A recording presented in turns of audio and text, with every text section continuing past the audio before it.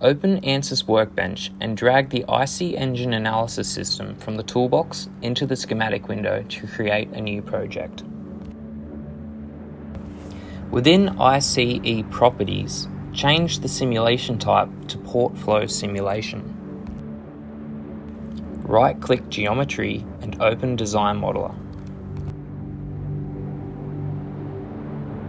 Select millimeters from the Units drop-down menu located in the top toolbar.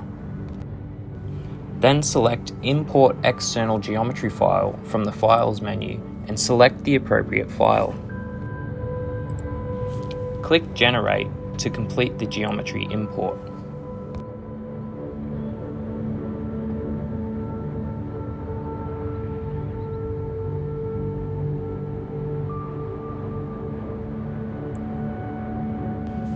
You will notice that the geometry I have imported consists of 8 parts and 8 bodies. 2 exhaust valves, 3 intake valves, the exhaust port, the intake port, and the combustion chamber. For the geometry to decompose correctly, the 2 ports and the combustion chamber must all be a single body. We can unite the 3 bodies into one using a Boolean operation as shown.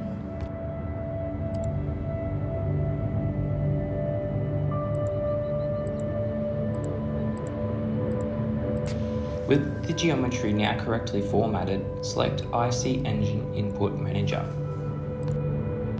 Select the cylinder liner faces as shown and click Apply. Post-processing planes can now be set. Enter the distances for post-processing planes separated by a semicolon as shown. The Input Manager will now prompt the selection of intake valve bodies. Select them as shown and click Apply. It is handy to then hide the intake valve bodies. This makes the selection of the corresponding valve seats much easier. Select the intake valve seat faces as shown and click Apply. For valve lift, enter the first desired intake valve lift for the simulation. Select FD1 to create an external parameter set in Workbench and call it valve lift. This enables us to simulate multiple design points for varying levels of valve lift. Add a new IC valve data group and select EX valve for the valve type. Use the same process as the intake valve to select the valve bodies and valve seat faces for the 2 exhaust valves.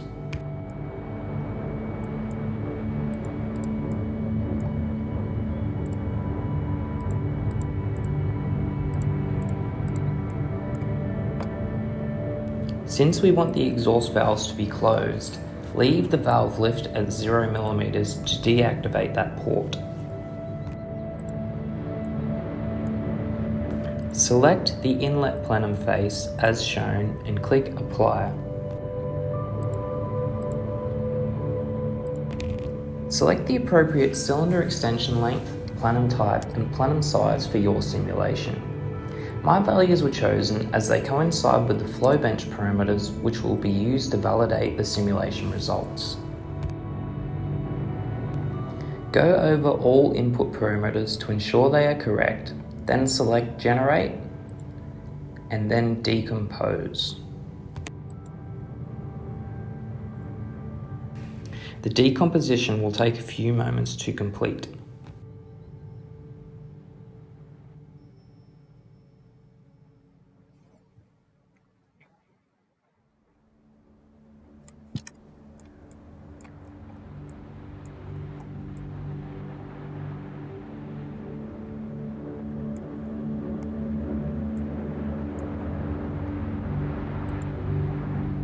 The geometry component is now complete and should have a green tick next to it in ANSYS Workbench.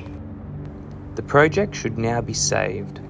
It is good practice to save the project after each module is completed.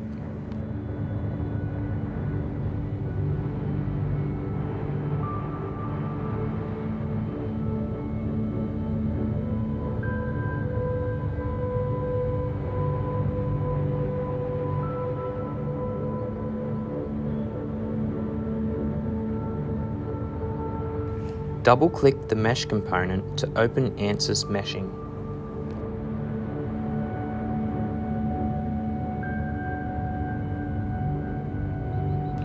Click on IC Engine Setup Mesh.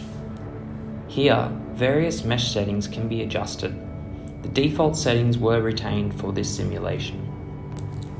Press OK, then wait several moments for ANSYS to load the mesh settings before clicking Generate.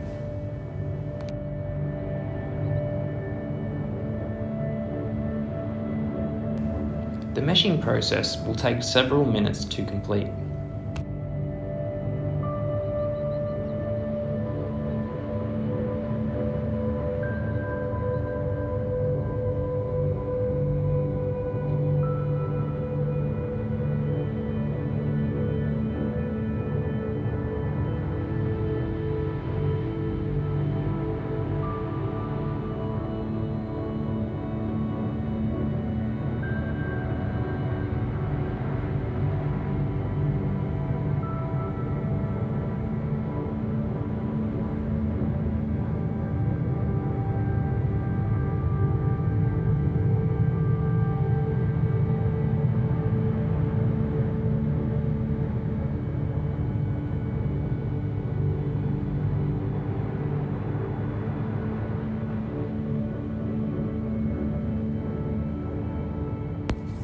The default mesh settings for IC Engine are quite good and will automatically produce inflation layers at wall boundaries, fine mesh in high detail areas such as the valve seat region, and more coarse mesh in areas where flow isn't expected to change rapidly, such as the outlet plenum.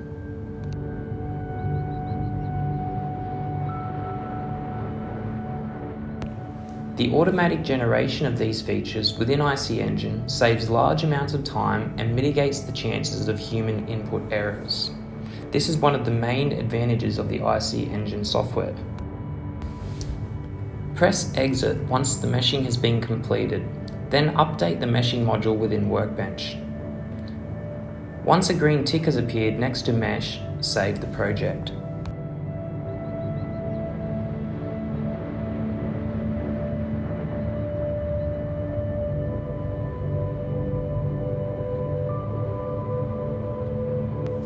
Double-click ICE Solver Setup to open Solver Setup Properties. Once the Properties menu has opened, select Edit Solver Settings.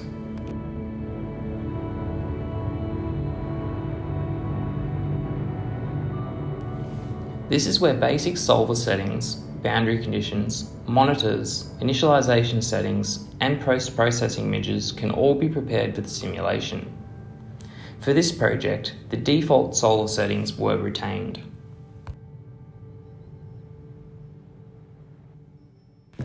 Double-click the Setup cell to open Fluent Launcher. Select Double Precision and increase the number of processes to reduce the simulation time, then press OK to open Fluent.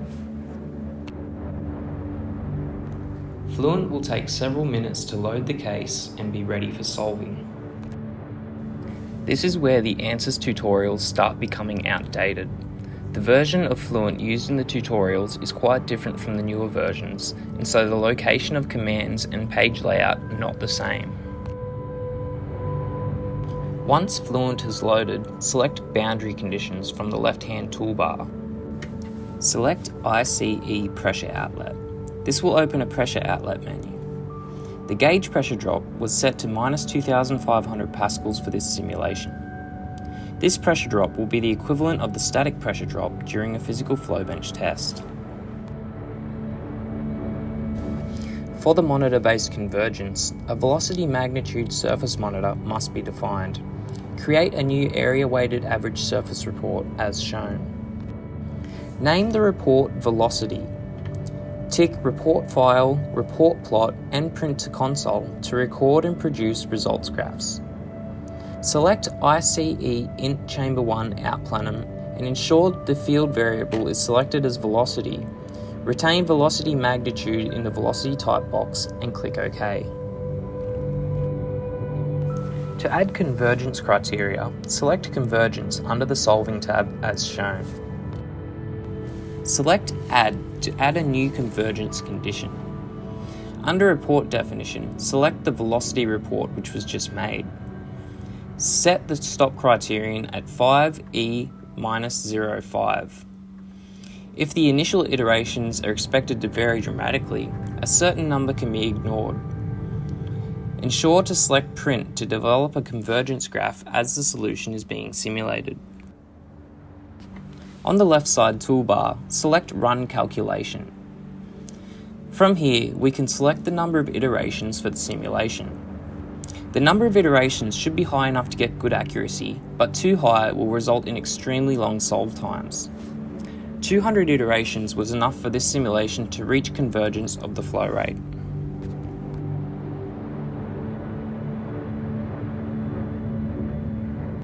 Finally, we must select an output parameter to close the parameter loop in Workbench.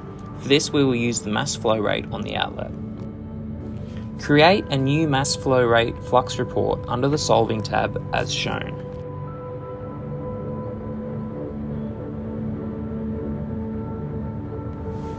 Within the flux report definition menu, name a new definition mass flow rate. Select ICE outlet under the Boundaries tab and ensure to tick Create Output Parameter. Click OK. The parameter loop in Workbench should now be closed.